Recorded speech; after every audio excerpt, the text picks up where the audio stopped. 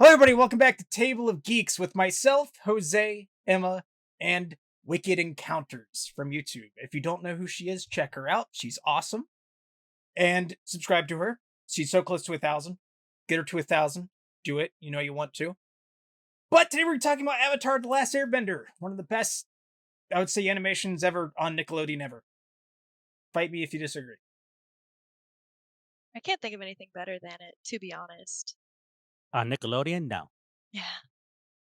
I'm still thinking the only thing that might be comparable as far as storytelling might be As Told by Ginger in an adult sense, but that's such a different genre. It is a very different genre. Wow, that is a blast from the past. Yeah.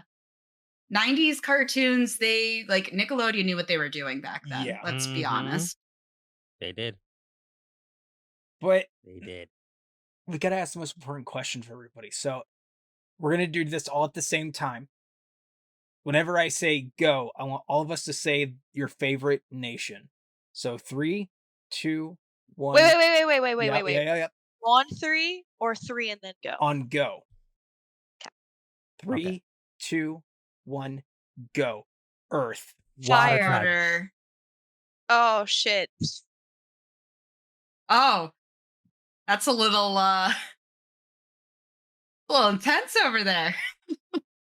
What was that? I heard fire somewhere. Whoa, who said Boy, that? I wonder who it Whoa, could be. whoa, wild. Listen, I'm just represent Toph, okay? I love Listen Toph. here, Oh, conqueror.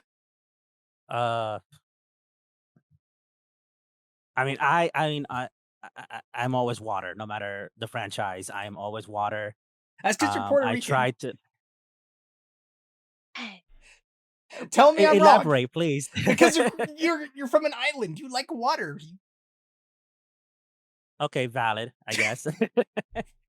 I mean, I could also be Earth, I guess, but that's my zodiac is Earth, and a lot of people I notice who are a fan of the show go off their zodiac element. I don't know why, but I actually don't vibe with Earth at all. So I'm either always water or air. I just love Toph. I love Toph too. Don't get me wrong, but not enough to enjoy Earth. Okay. I am going to change my vote because there can't be two waters, and I only picked because bloodbending, and that's not a nation, that's an act. So I'm going to go with air. Ooh. You like the decrepit switching people's body up with the blood bending? Yeah, but then I realized with air bending, you can take the air out from their lungs, and that's True. just as damaging. It is. Earth is just kind of More like, so, oh I no, would. you tripped on a crack. Perish. You tripped on a crack, There and be now I'll burned. break your back, bitch. There we burn. No oxygen. Blood bending. There's a crack. Fire is just burn. Yeah. So Emma, fire. Please elaborate. I like the Fire Nation. Like, I know they're the big bad guy and stuff, but they also give us Zuko and like May and he's just phenomenal. God. And Don't- Azula. I'll say And you need to mention the best character, Azula, because best villain Yeah. ever. It's just I such thoroughly a enjoyed good her. character. I like Descent into I don't know, madness. I like their architecture. Which I'm not saying anybody else had, bad architecture. Like obviously their Earth Kingdom was just lovely. But like I love like the way that they dress. I like the colors that they wear. I like the imperial style kind of, court that they have going on. I'll never forget like the scenes where we first meet Ozai and there's just a wall of fire Let's in say front of him. you're only like Foundation for Daddy Ozai, don't you? I Sure. mean, We're completely throwing Zuko out of the mix there, but Oh, true, sure, for Zuko Daddy too. Ozai. he could burn me all he wants. I mean, There is one Daddy's very hot. important question here, and that is, as someone who enjoys the Fire Nation, as you have said, do you find yourself particularly drawn to things that are sharp and spiky? I like spiky looking stars, so I guess. Interesting. Go on. Okay. I used to have a mild dagger collect. Maybe actually Uh-huh. possible. You brought up a good point. Have you See, now we're committed getting arson? somewhere. No, but I do have a candle right next to my bed that I use because it gets Okay. really She's growing into it. Pyromaniac. look. So it's real cold right now. The cold snap and You're in everything. And I'm Mississippi. okay, and 30 is ridiculous for me. Oh. All right, 30 is a low that I hit twice a year, and we're at that twice a year point, and I hate my life. So I bought a fucking candle to keep right next to my bed so that I have fire next to me so I can stick my fingers on top of it when they get too chilly. Like, You are going to survive winter through the use of a scented candle? from Walmart, it was I love that $3. for you. You know what? Best $3 ever spent. It really was. It really was. $1 for Not- each uh, wick in it. I'm over here trying to figure out if she actually meant we love that for you. Because in gay community, we say we love that for you. It's not a good But they thing. don't. They don't. Ask Queen. Oh, bless your heart, honey. Uh, Stop! You're triggering me. Oh my god.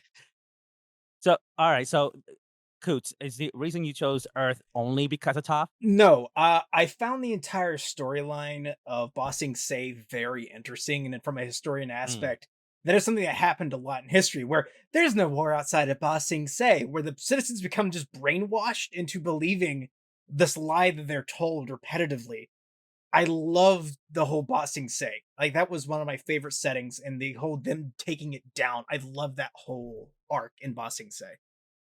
R.A.P. Jet. Yep, R.I.P. Jet. Spoiler You alert. know, he's dead. I don't know that I'd say rip, to be honest. Yeah, he was kind of slim, not gonna lie. Yeah, listen, he had a piece of straw in his mouth. That means instantaneously he's a badass, all right? I thought that meant he was a hick. Look, neither points are wrong. Okay. You're not wrong, but ow. on the note of you talking about how they like brute force their way into making people forget that the war existed, Mhm. that is one of my favorite elements of TV show is how each respective Yeah. nation is like their personalities are almost represented by the element that they are supposed to represent. And as a And so we thought- anthropologist, you should also know, like, the Earth Kingdom, the Air Kingdom, the Water Kingdom, and the Fire Nation, they are all reminiscent of actual Asian cultures, different Asian Yes. cultures. Like, Yes. the Earthbendings are very reminiscent of Dynasty China. The Fire Nation is very reminiscent of Japan. The Air is very reminiscent of I would say Tibet. Tibetan monks. Tibet, And yeah. then I would say you could disagree with me if you want to here, but I very much think the Waterbenders are very much based upon the Inuit people in Alaska. I think that's what it is the Inuit people, yeah. Except for the ones in the swamp. They're Florida. I was gonna say Louisiana. The Louisiana. Oh, that works too. They from And Louisiana. Creole. They get them Yeah. natural crawdad up in the hill. We came out here to get that there crocodile crocodile. Crocodile? Crocoturd, I think. What was it? Turd Crocodile. Crocoturd. You It's can't read Crocoturd. that there, Shell. Oh, how to get that name? Well, you see, it's part croc, part turd. It doesn't seem like an animal. It just floated out of one of the sewer tanks. It just kept on going. It gained consciousness. What the hell's a sewer? This is actually something I wanted to talk about the show is the animals were all like hybrids of two different kinds of animals. But what really made me laugh was when they were talking about the king of the Earth Kingdom. Yeah, it's just About the he has a bear. bear. Oh, bear, that's right. You It's mean- just you- a bear. You mean a platypus bear? No, A platypus bear? No, a bear. a bear. And they just don't know what the individual animals are, but they know enough to combine them. Like platypus bear. Do you know what a platypus is? And I always thought that was very funny, that inside joke that they did It for really the was. show. But I couldn't keep Man. track of who all these animals are. Listen, all I have to And- say is yip yip. They created Oh, my little baby turtle Appa. ducks, which were probably one of my favorite creatures ever in fiction. Is the little turtle duck. Everybody turn and look at Allie. Hi. What is your favorite creature? I liked the polar bear dog because I like Oh, yeah. dogs. That one is cool. Yes. Like you just see it. It literally just looks like a Tibetan Mastiff or a It Great looks Pyrenees like- that's really big. Like if you had one, like you just like sit around, like like dogs lean on you. I just imagine it running over, just laying on top of you, not realizing its weight, like on your lap. Oh, I'd let I it guess- kill me so happily because I'd just Same. be like, "Oh, you love me." I'm gonna pet all your tummy while you crush me. That's a thing dogs do, like, especially when they're growing up, is they don't, like, I grew up with recognize English their own Mastiffs and side. Rottweilers, and I'm very Yeah, aware. yeah. I I love love Momo. doggy. I love Momo is also Momo. awesome. Love Momo. It's so good. I actually, so I did not, kind of a side tangent, but it's on Momo specifically.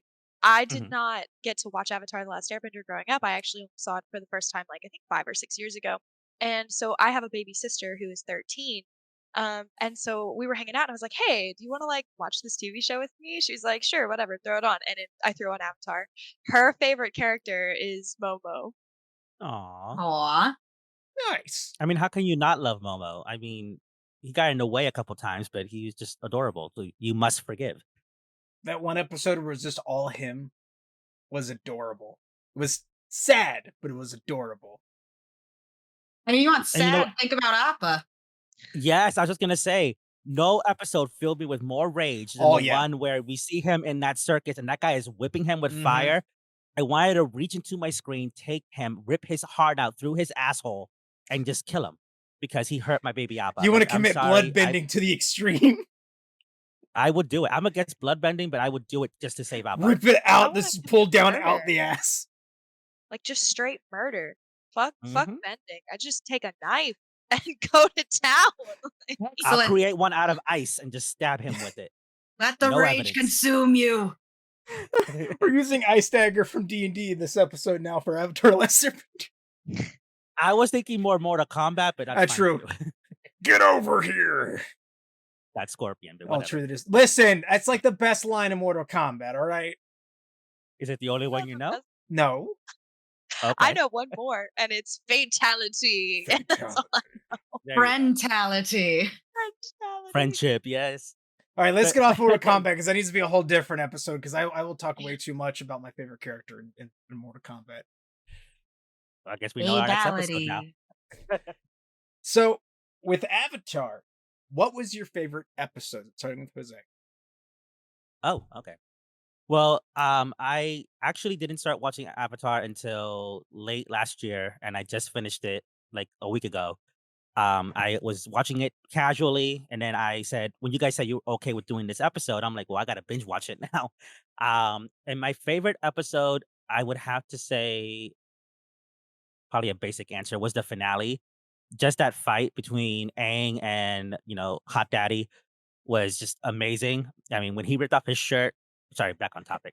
But like just the fact that they seemed like evenly matched. And I was worried because season 3, book 3, seemed to be mostly filler, and that pissed me off to no end. I was like, can we just get back on track, please? So I was worried that the final episode, the final battle, was going to feel rushed and it wasn't going to be done correctly. And I didn't feel that way when I saw it. So I was happy that I wasn't disappointed in them for rushing it. And just the battle scene, and they would switch back and forth between them fighting and Zuko fighting Azula, and how she broke down, and how it wasn't Zuko who took her down. It was our girl, our favorite waterbender, who took her down finally. I absolutely love that episode. And I don't know of any others that I can say were my favorite. I think that was indeed my favorite. Okay. Alec. So I'm stuck between two. One is the painted lady because that is the closest thing Ooh. to like a cryptid Yeah. or a folklore That was a row that you good can have. episode. It's very Gotta good, watch and that it's episode. like it's great at showing how people can be misled, but not necessarily for a bad reason, but Yeah. an empowering kind of reason. The other one is the bloodbending with Hama, because I think that's when it's first really revealed that benders are terrifying. Like, there's a very real concern that people have in The Legend of Korra when it comes towards their opinion of benders. And it's because every single one of them is dangerous. Like, everyone automatically knows that fire bending it's fire. Like, you have to be stupid if you don't know that. It's going to hurt you. But when Mhm. someone thinks of water bending, it's like, okay, well, take them away from a lake, they can't do anything to you. And then Hama comes out here and shows, oh no, there's water in literally everything. And then it's Mhm. just And the that's moral compass of yeah. the bender to decide how far they're going to go with it. That's when all of a sudden you're thinking, well, what can the other benders do? And once again, like with airbenders, okay, I will literally just take the air from your lungs, or I'll make it so you can't breathe. For earthbenders, like, can you Crack. imagine? There's that, but think of just like dust in general, just suddenly being pelted at you, Think of and you eating Mhm. don't even iron. see it. Think of Yeah. naturally eating iron because your body requires it and just having that ripped out of you. Like, it's terrifying to think that what seems like the most dangerous of the elements for bending, when you think about it, is kind of like the one that you can most obviously avoid. And the other ones are the ones where it's like, you really don't stand a chance against an amoral or an immoral bender Oh yeah. that's Mhm. skilled. And that's something like with before I get to you, Emma, the bloodbending episode is it was so personal. Like that is a personal thing, attacking somebody with their own body, breaking limbs, Mhm. contorting them. Like it is so personal, and that actually terrified me when I was watching it when I was younger. Just imagining somebody taking over control of my body. Like that is Mhm. terrifying. I think a bit of it too is that episode shows a power dynamic that can be comparable to kind of rape in a way, Yeah. where you don't have control of your body. Someone else is forcing you to do something that you don't want to do, and there is nothing you can do about it. Yeah. It is And a she's violation. doing it. Yeah, exactly. It's like the one episode where it really goes into horror, Mhm. and it is such a powerful message of, this woman is doing this because she had this done to her, and she's continuing this cycle of trying, almost really trying to get that power back Yeah. because it was taken Yeah. from her, Yeah, and and how I want she to goes say, about oh, sorry. doing it. Oh no, I'm sorry. No, no, you're fine. I'm sorry. There's three things I want to say about that episode because first thing I liked about it was that it kind of put respect on waterbenders because, like you said, she showed you I could pull the water from these plants and get you. And like Katara said, like, oh, I used my own sweat once. Excuse me. So I kind of like that they showed how powerful they can actually be. That show tricked me because I think it was called like something puppeteer or something like that. And they find puppets in the attic in her house, and I thought that she was just going to be some kind of a witch that can like turn people into puppets. Totally misleading. Then I realized she turns people into puppets literally by controlling their blood. That was scary, but I love that you mentioned cycles, that she was, part of that because we see Katara not wanting to do bloodbending. But then in my second favorite episode where she wants to get revenge on the guy who killed her mother, she was more than willing to use bloodbending. Yeah. And I'm like, okay, well, there goes the cycle. All it Hmm. took was for her to be angry to prove that woman right, that you will use this one day. Yeah. Yeah. Like, her whole thing was teach her how to use it. She used it on her and she was horrified. And then, yeah, she finds the other guy and she's immediately ready to do it until she's able to pull herself back. And once again, it's Mhm. all power dynamics and, people wanting to have some, power control over someone else out of revenge. 100% agree. Emma, Hello. hi. I love that episode. It's a good one. Um, my favorite episode is the beach from season 3. What? Yes. Don't give me Uh, thumbs down. Look, That is my that's a least favorite phenomenal episode. episode. Okay, that's fine. It's a great Which episode. You're lost. It balances perfectly like character development and like this really deep, raw part of normally what we would have just villains. Just throw them away because they're just villains. I mean, even Azula Mhm. does that. Like when she goes into, oh, my mother never loved me, but it didn't matter because I was actually a monster anyway. Like it's just flippant about it. But then you have, Zuko being like, I'm mad at myself, and just deep, powerful. But at the same time Mhm. you have a wonderful balance with humor as well, where they go to a party and you have Azula's. I actually looked up the quote because I wanted to get it right. But she's trying to flirt and she says, "That's a sharp outfit, Chan. Careful, you could puncture the hull of an Empire class Fire Nation battleship, leaving thousands to drown at sea because it's so sharp." and I Huh. love that. I did. You know what? I had to agree. I mean, it was obviously a filler episode, but and I tend to hate those, but I do like that campfire scene towards the end where Zuko reveals that he's mad at himself and everything. Because even Azula, even though she was talking about, oh yeah, I'm a monster or whatever, she kind of did show genuine concern for her brother. Like, why are you like this? What's going on? You should be happy. You're back with us.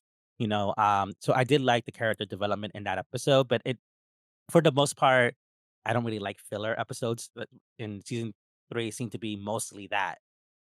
Excuse Yeah, me. it I was rather it was just give me a definitely very character development heavy.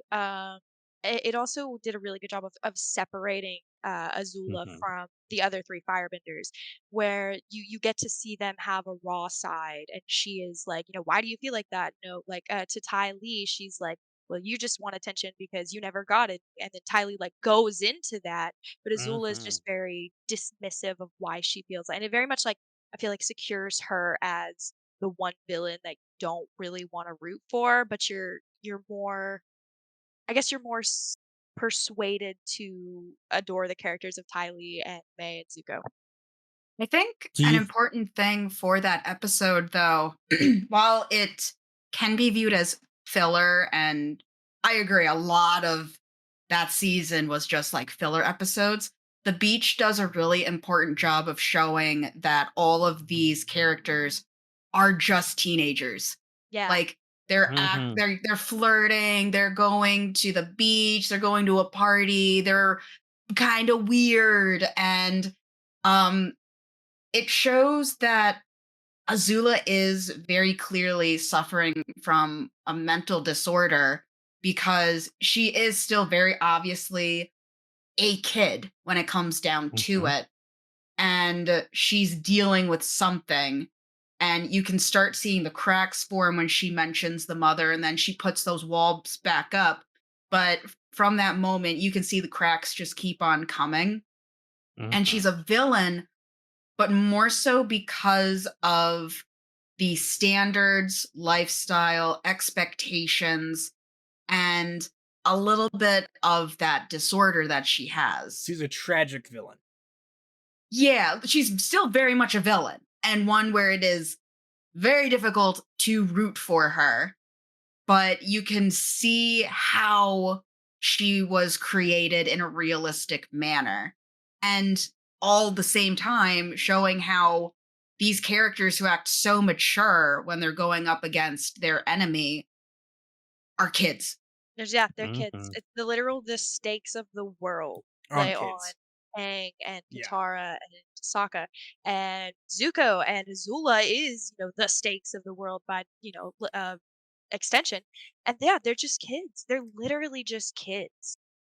I will also say, as somebody who suffers from borderline personality disorder, I very much believe Azula had BPD, and I also believe that she had PTSD, and she also had sociopathic tendencies. Yeah, I could see it. I didn't want to name anything specific just because I don't know the full depth for how Yeah, that works entirely. It's just very clear she deals with yeah, mental disorders that she has not gotten any help yeah. for, and if she would never even consider it because that's viewed as a weakness. Yeah. And they did Mm. such a good job depicting mental health. Like, there's not many shows that depict mental health well, but they showed her go from this "hi, so calculating" and "haha" and her catch me to her literally breaking down, going insane because you can't realize what happened where she lost.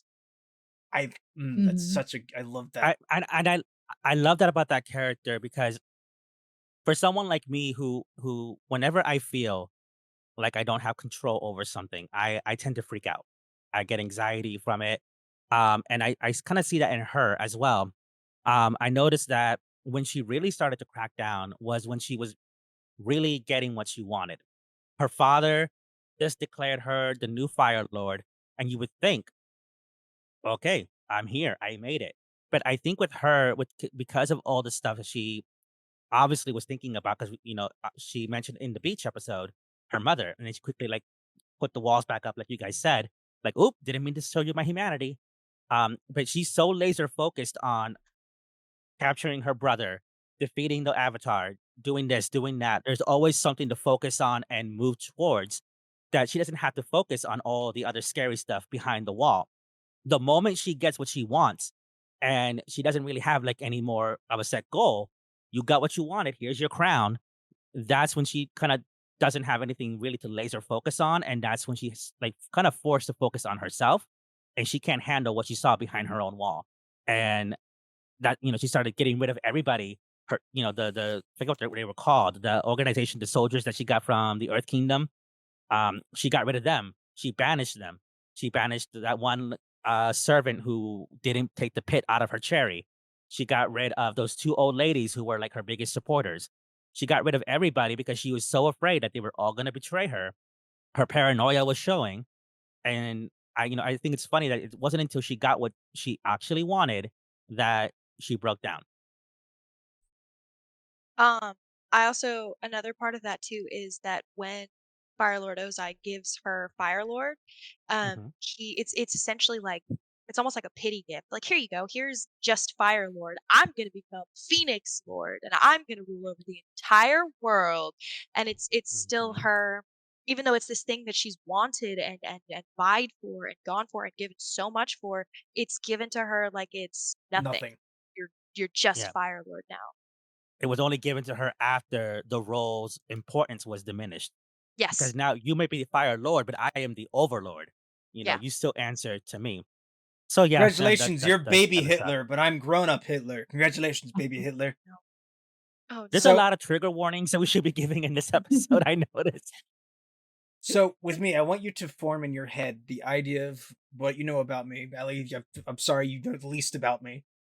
Of what you think my favorite episode is. I'm gonna give you 5 seconds to think on it, and I'm gonna tell you what my favorite episode was. It's the theater one. I was gonna say the theater one. Uh, I I don't remember hated that that one. Any episode. guesses, Jose? Oh, uh, the one with Appa. The Warriors of Kyoshi. That is my Oh, favorite episode. I Kyoshi. love Kyoshi Warriors so much. They're so cool. And I love this thing with Sokka learning how to fight, being trained by a woman, and realizing, wait, women can fight better than I can. And if I learn from these women, I might learn how to fight. And as a martial artist personally, my wife is a better martial artist than I am. She's taught I me a love lot. And I love that. That the don't make no tidbits of sense. She don't got no penis. the tidbits of feminism in Avatar were Yeah. so like they were handled so expertly well mhm. because you have the Kyoshi warriors and then you have when they finally reach the Northern Water Tribe and you have the I can't remember his name but like the master of waterbending is refusing to teach Katara just because she's a woman and Mhm. she's supposed to do healing instead of fighting and she's like no and she like climbs up on that ice pedestal and freezes her feet she's like you can't knock me down and I was like go Katara. I just And I love the like that she Kyoshi didn't just Warriors. stop. She didn't just say, "I'm not doing healing. I'm gonna learn how to fight." No, she said, "I'm gonna do both. I'm gonna learn both, and I'm gonna show you." And she did. Then I think Kyoshi is probably one of the best of the past avatars because she was always a She's so smartass. big. She Jennifer is. Hale. Yep. Oh, Jennifer what's Hale. Jennifer Hale? Oh, Jennifer Hale. Yeah, Yes. yes, Jennifer I Yep, did Hale. not she realize voices that. her. What? Yeah. Yes. Jennifer Hale was Yep. both Kyoshi and June, the woman, the assassin mercenary woman with the mole Mhm. thing. That was Jennifer Hale too. Okay, time to watch Avatar all over again just to see Jennifer Hale. And since we're mentioning Mass Effect characters that we love, the voice of Kaden Alenko, my favorite character, Raphael Sabarge, he voiced the professor who got left behind with the owl spirit guy. Remember that in the library? Oh, Yep. yeah, when it was going He, back to the sand. yeah, Raphael Sabarge voiced that character. I've heard his voice, and I'm like, wait a minute. I go on my phone. I'm like, yep, that's Kaden Alenko or Raphael Sabarge. So there's a few Mass Effect actors who voice Oh, characters, and then the guy who voices Robin in Teen Titans, and he was in Full House as well. He voices a few characters in there as well. Huh. So, yeah. The more you know. But Jennifer Fun Hale was there. facts with Table of Geeks. my mind is actually kind of blown right now because I've heard, like, obviously I've seen Avatar a couple times, and every time I get to that episode of the sand, I'm like, I know you, guy. Who are you? And so now finding out that's Kate, that's headaches. That's my headaches. I would always just hear it and I'd be like, Knights of the Old Republic, hello? Oh, that's right. He was in that. Yeah, he was the pilot. I can't remember his name right Yep. now. From 1 or 2? First one. Okay. I want to say Cassian, but I know that it's not Cassian because Cassian is a character in the book series I'm reading right now, and it's gonna drive me nuts. It's CAS something. I'm gonna Google it. You can kiss him. Oh yes, and I did quite a bit. Go on, Kay, and make them steaks in that tower with that owl. Karth. Karth Yes. Onasi. Him with his son. Wait, I'm sorry. We're traveling too far. Avatar. Avatar. Back. We're gonna keep roping off and then returning back slowly. If you could choose to be a bender, what kind of bender would you be? Air. Which is a little bit of a different question, I think, maybe than So, the like what nation. Allie do you Air, Jose Water, Emma, Mm-hmm. No, you first. I asked a question. Earth. Oh, okay. So So everybody has basically, the we're same sticking with our answer. original choice. Okay. Well, you okay. know what?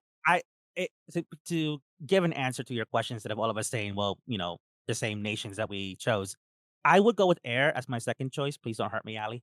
Um, Why would I it, hurt you? well, because you didn't want to share water with me. I don't know if you want to share air with me. Well, I just wanted to have different perspectives for everyone. I was more than happy to share water. Allie's It was just just, twitching, you know what? just Air needs some love too. They're I all agree. dead.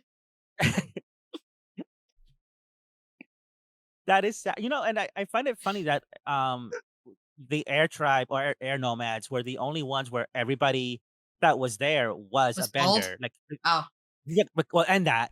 But when you go to like the Fire Nation, not everybody was a firebender. Like May and that flippy girl, I forget her name. Kylie. yeah, Tyler. That one. They weren't firebenders. And then in the Earth Kingdom, there were people all around who were not earthbenders, but they were just born in that nation or in oh that my kingdom. God. What if that means that airbenders have a very dark secret that Well, they were they kind of keeping? do. It's They were because they were all killing spiritually everyone. connected.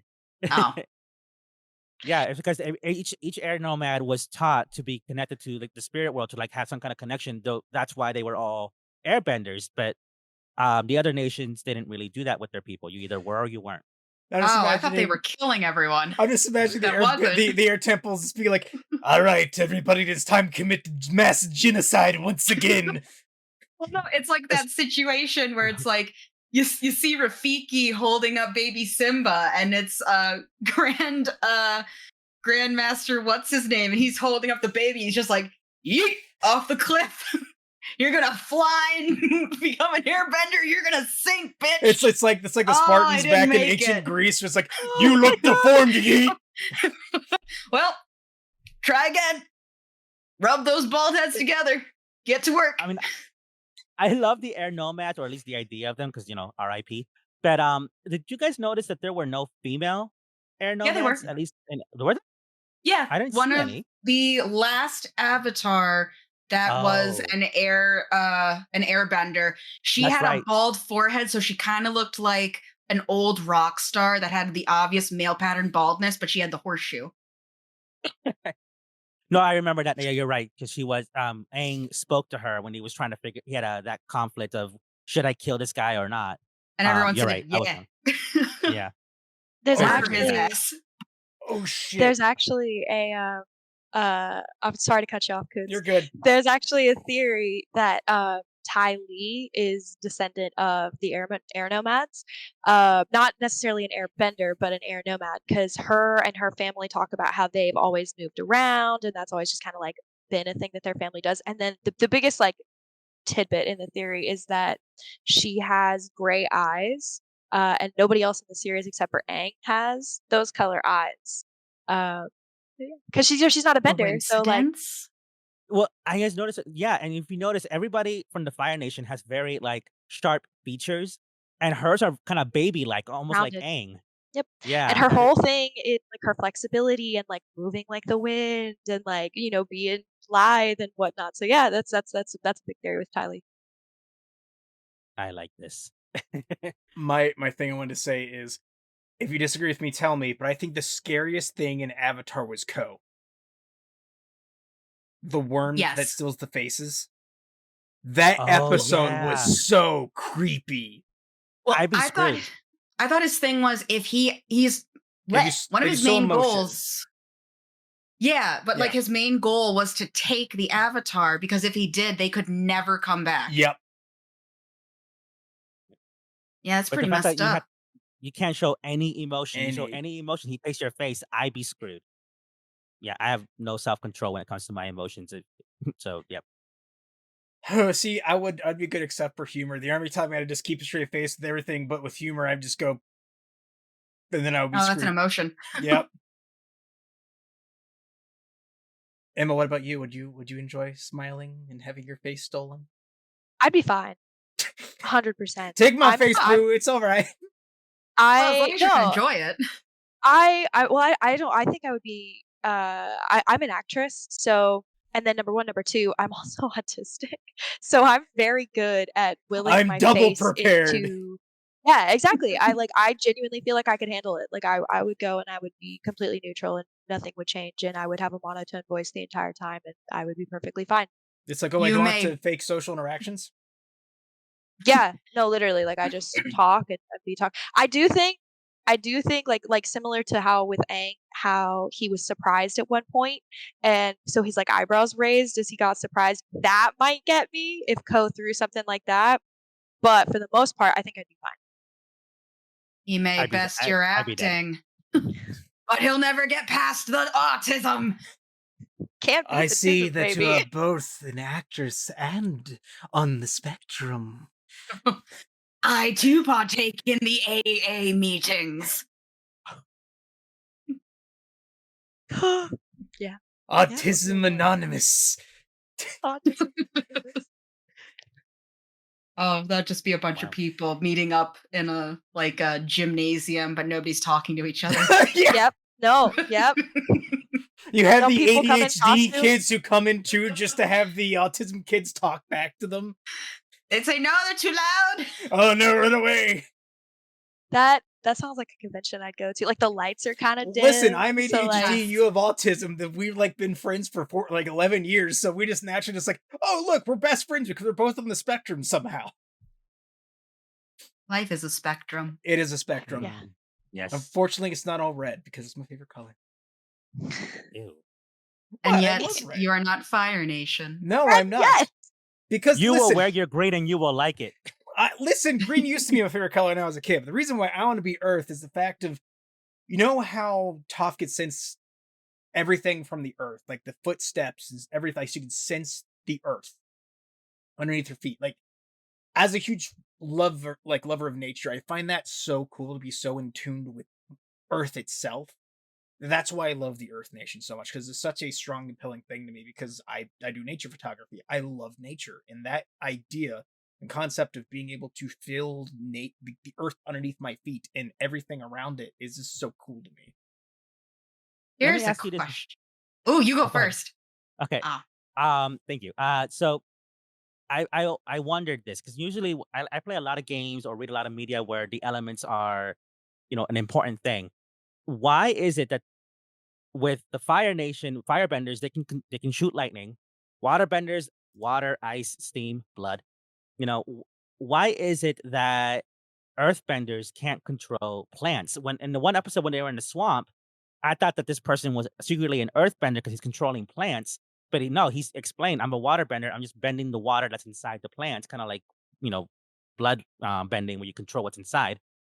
So I don't never understood why earthbenders couldn't bend like plants, like trees, vines, and all that. It was only like stone and eventually metal. Like, So why is that?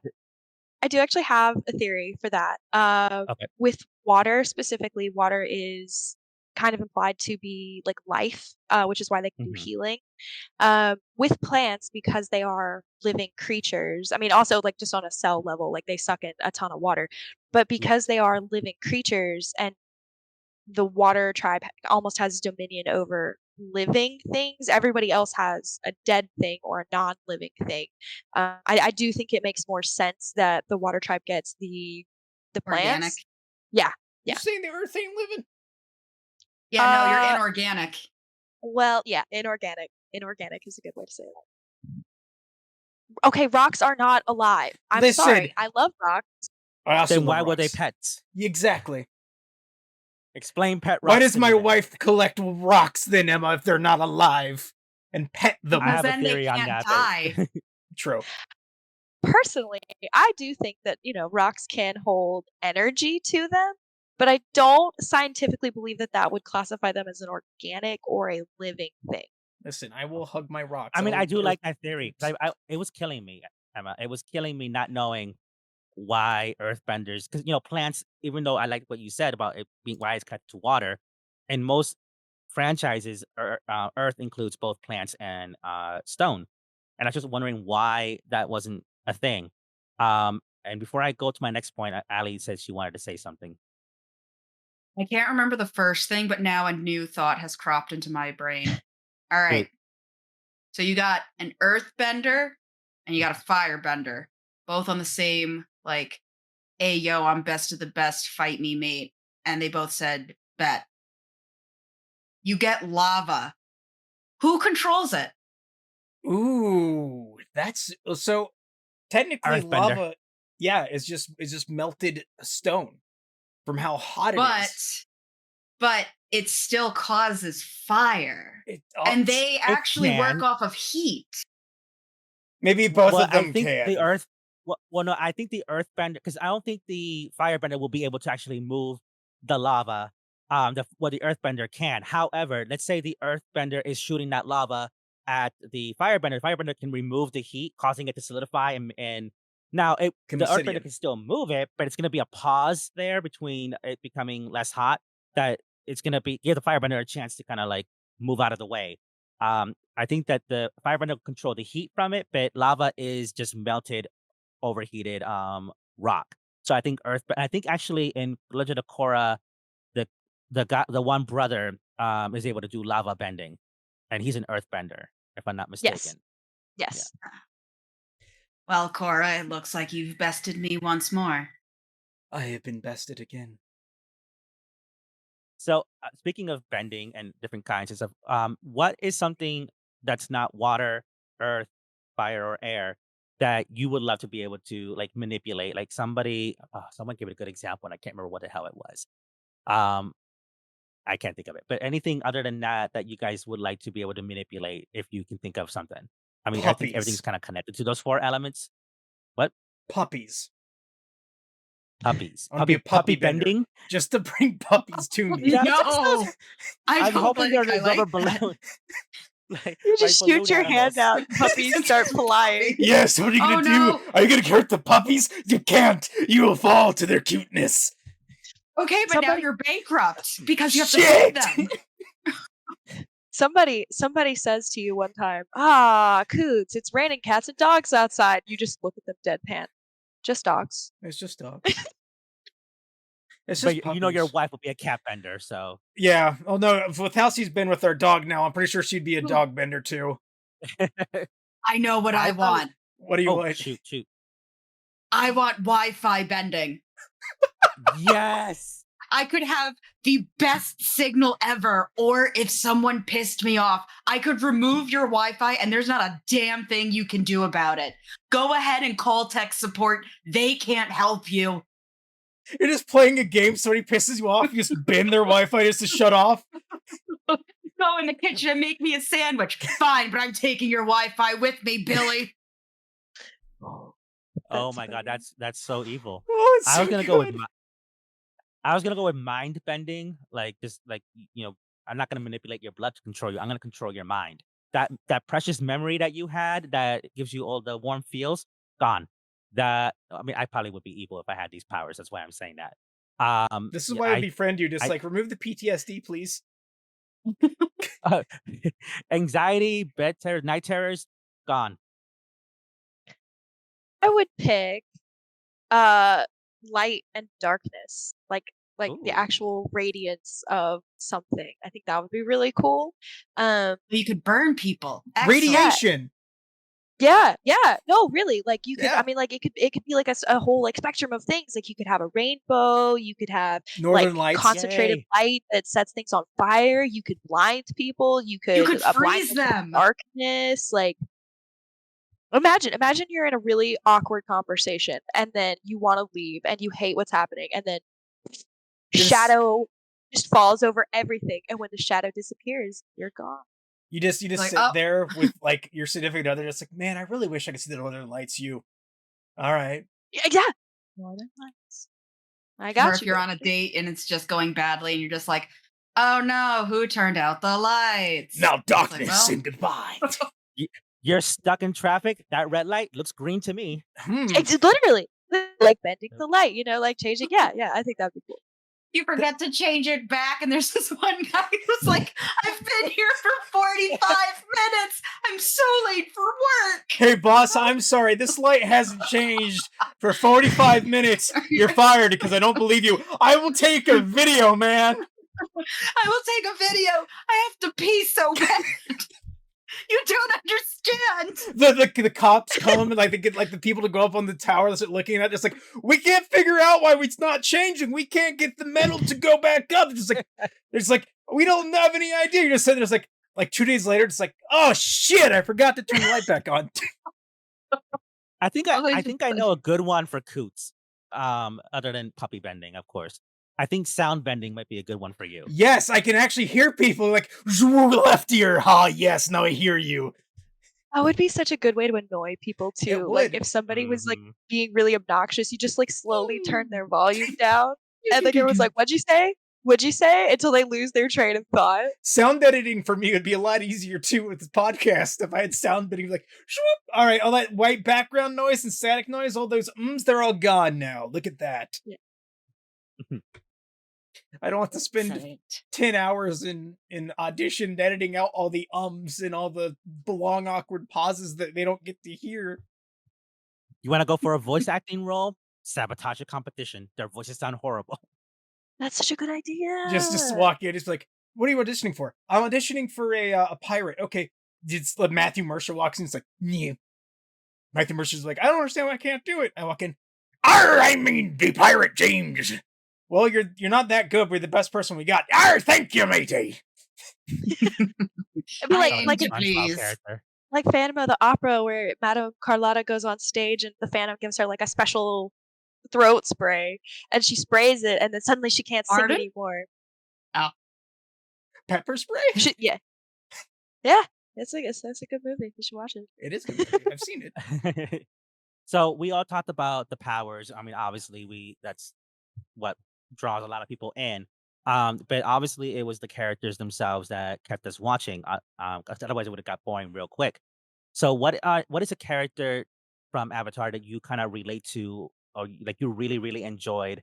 And for those of you who watched the Legend of Korra as well, which I'm just getting into it, I haven't watched the whole thing.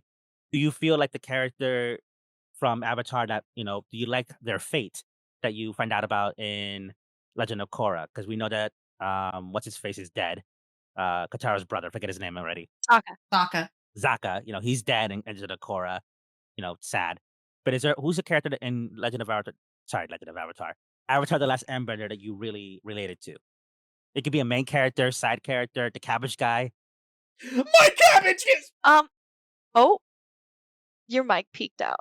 Oh. Yeah, it did. I'm sorry. Forgive You'll me, have Mike. to repeat that. My cabbages!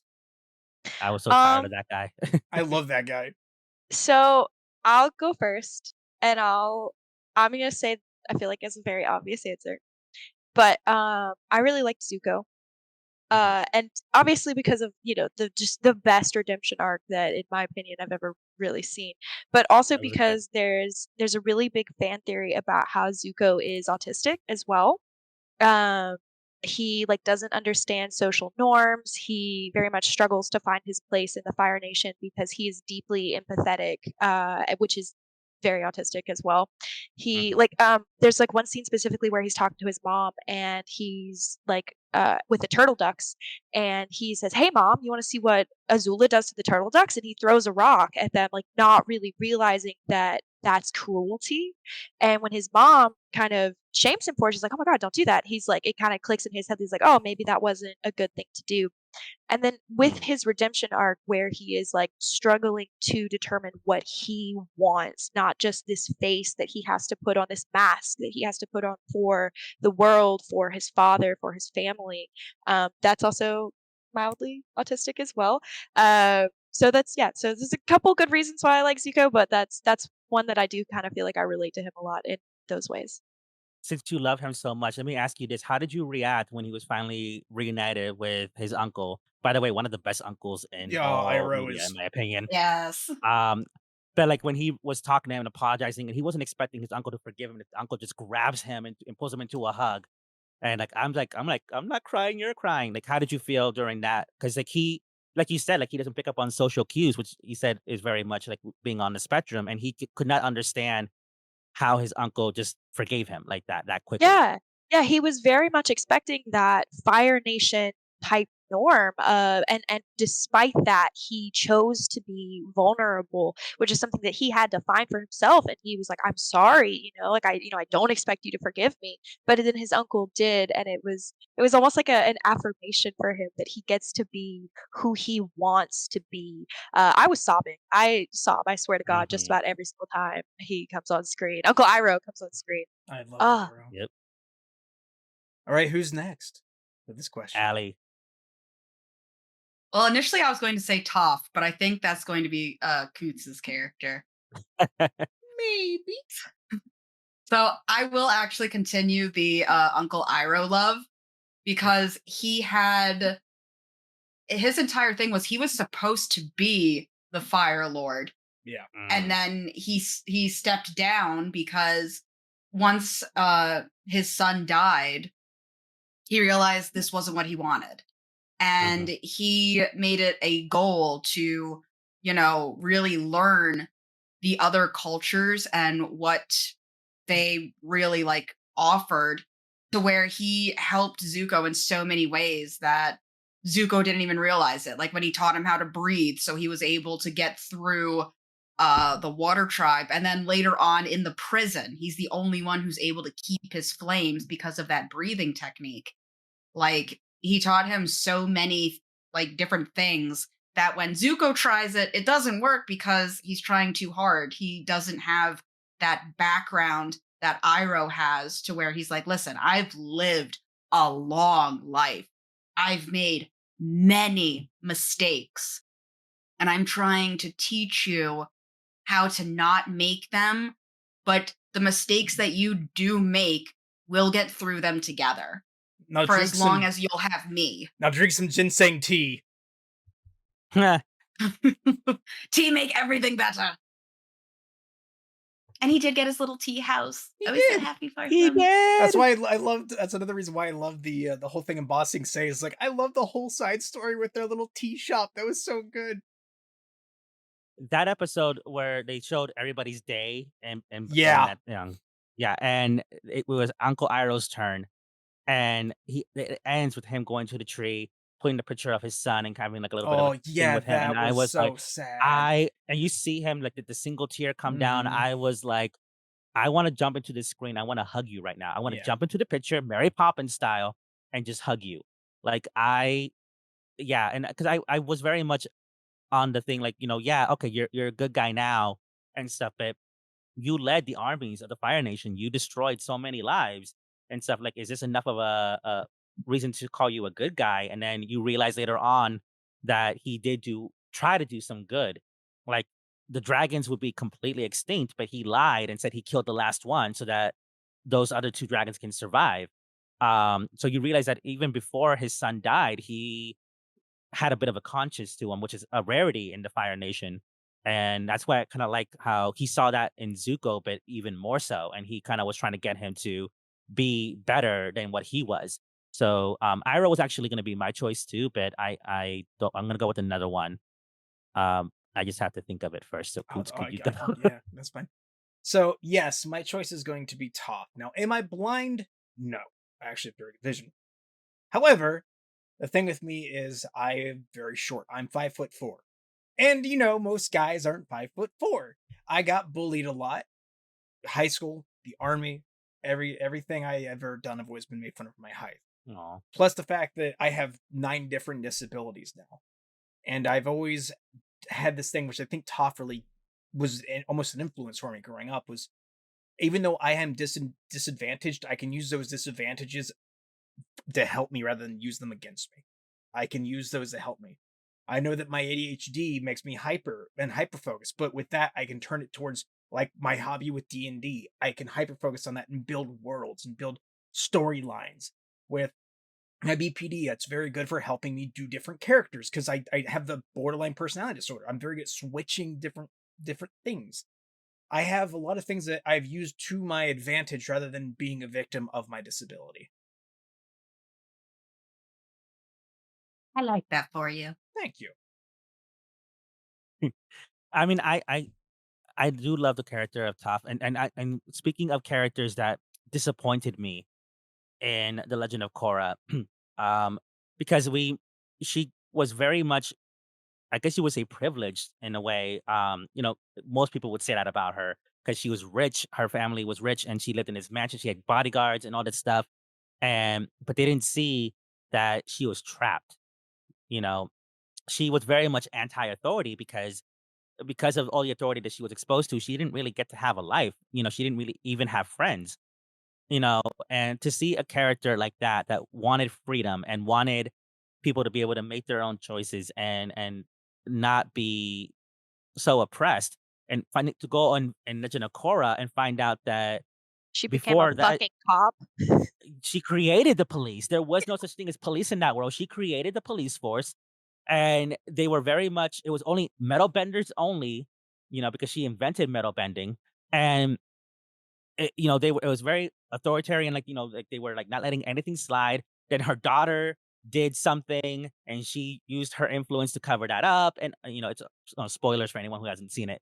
You know, she was very much I hate to say it, a crooked cop, and I was like, major letdown. Like, you Yeah. take this character that is so awesome in Avatar, and you basically butcher her in Legend of Korra. Like, I'm sorry. Like, I didn't like that. That was one of the ones that I just like, no, this doesn't fit. That can't be top. That has to be some kind of shapeshifter or something. Cause no. I can't Yeah. remember her name, but there's me coming in again with the fan theories. There is a theory that one of her two daughters is actually Sokka's kid and that they had a kid together. And I can't remember her fucking name, and it's pissing me off, and I'm gonna Google Excuse it. the fuck out of me. Does Suki know about this? Yeah. Hang on. What's her name? What's her name? That is kind of I funny also, because it's like, okay, you were all about freedom. You weren't very ladylike when you didn't have to be. You were rude, aggressive, played by your own rules. You apparently got with someone else's man. Mm-hmm. Like, hey, where'd you get those kids from? Bomb And then you became a fucking narc and made the cops. Yep. As a former Julian. cop, I must say that was disappointing because it's like you're a rebel. Stop not being a rebel. Why would you become a cop? Don't do what I did. How dare you form the establishment? How dare you? You became the man. Like, you just, yeah. Like, it just didn't feel. Now, I follow this one TikToker. She's actually very awesome, and she talked about this particular topic. And she said, we know, but they can't be the same. Like, they were like, some of them were like 12, 13, 14 years old in Avatar. They're not going to be the same people as adults. And so we have to expect some kind of evolution. But this did not work at all for this character. It just, and then like Aang, you find out that, like, because he was the Avatar, he wasn't exactly a good father to his 3 kids. And that That was so disappointed me. I'm sad. like, what is wrong with you? So I just feel like they butchered the characters on purpose to make us like Korra. Like, that's my theory. Yeah. Um, but yeah, my favorite character that I mean, obviously I wanted to go with Zuko, and then I wanted to go with Uncle Iroh. That would be why I took Zuko first, because I knew that one was coming. A quick thing with Toph too, though. I remember at the But- very end when she's still in The Legend of Korra, she turns into a swamp hag. Yep. You go from a rebel to the establishment to a swamp hag.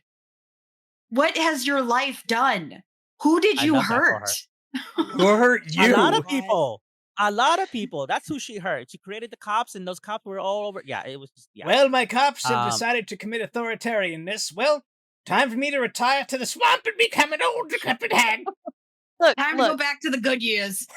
look, okay? They don't really kill people in Avatar the Last Airbender, But Prove you're it. trying to tell me, yeah, exactly. You're trying to tell me that Jet can be taken out by a single punch to the chest with a rock.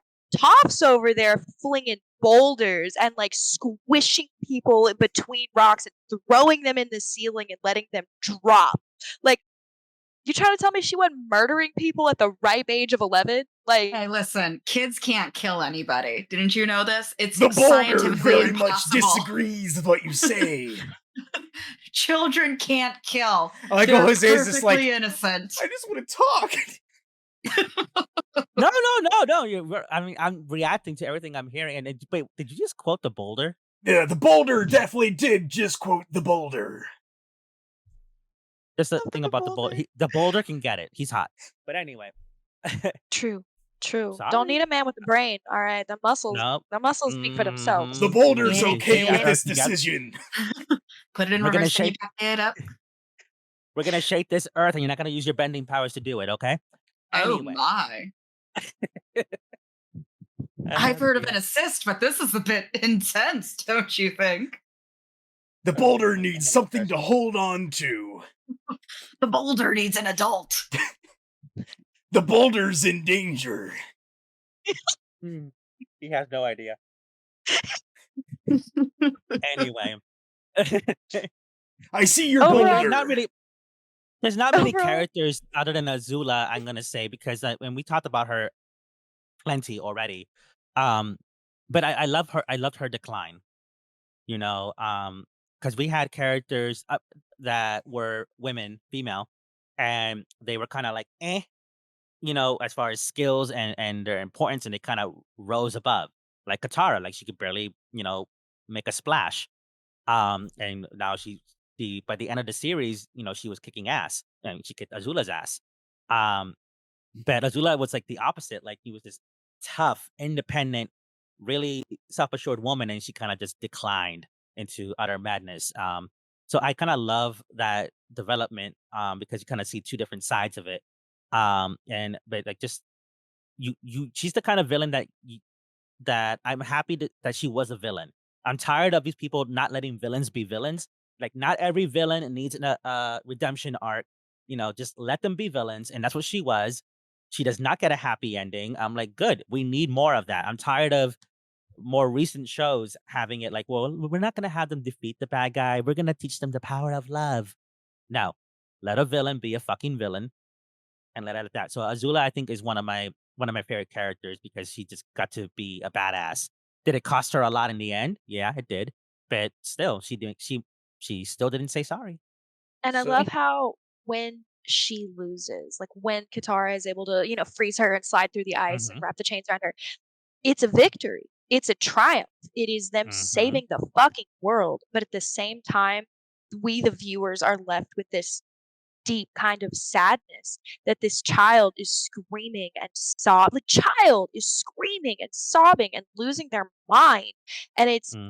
it's a good moment, but it is still very sad. And it's such a good show. And you know, and yeah, it really is. And then one of my favorite moments with Azula is when she is in front of the mirror and she sees her mother behind her, and she's like, basically, if you listen to what she's saying, she's trying to get her mother to say that she fears her, that she hated her and stuff. And her mother says, "No, you are my daughter. I love you." And obviously, that was a hallucination. She wasn't really there. So this is her subconscious telling her, like, you know, you did have love, you know, but look what you did with it. Yeah, And it's I her kinda very love much that. I'm trying going to stop to. you there, Emma. We do have to cut the episode now. We're an Okay. hour and 11 minutes in. So Okay. with that, thank you all for listening. Thank you all for listening. Tune in for the next week episode where we're going to be having talks about cryptids, which is going to be fun. So, cryptids. So we'll see you Yay. later. Cryptids Part 2. Everybody say bye. Hola. Adios. Goodbye. Bye. Bye.